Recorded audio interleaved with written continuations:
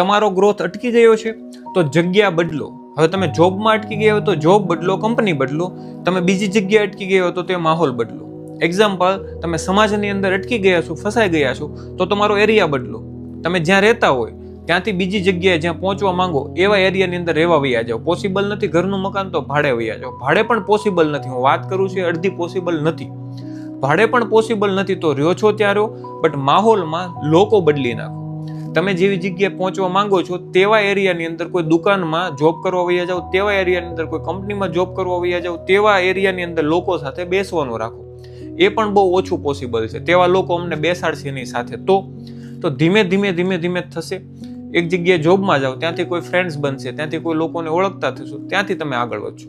બાકી જગ્યા નહીં બદલો તો સ્ટક થઈ જાય છો. ઘણા બધા લોકોએ અનુભવ કરી લીધો હશે, અને જેણે આ અનુભવ કર્યો કે જગ્યા બદલવાથી અથવા તો માહોલ બદલવાથી તમારો ગ્રોથ આગળ વધ્યો છે તો કોમેન્ટ કરીને કહેજો મેં સાચું કીધું કે ખોટું. બાકી ઘણી બધી વસ્તુ પોસિબલ નથી. મેં કીધું એમાંથી ભાઈ આપણે ઘરનું મકાને રહેતા હોય, નાનું મકાન હોય, અને એરિયા બદલાવવા માટે સારા એરિયામાં જઈએ સારા લોકો પાસે તો મે બી પોસિબલ ન હોય, ભાડું ન ભરી શકતા હોય તો જોબ બદલી શકો. ઘણી વાર કહો કે ભાઈ જોબ ત્યાં નથી એવા એરિયામાં તો કોઈ દુકાન પર જોબ કરવા માંડો. કોઈ ઓછી સેલરી થોડીક મળશે પણ માહોલ બદલશે ને, ક્યારે તમારો ગ્રોથ થશે ને આ કોઈને ખબર નથી, કોઈ ઓન પેપર નથી.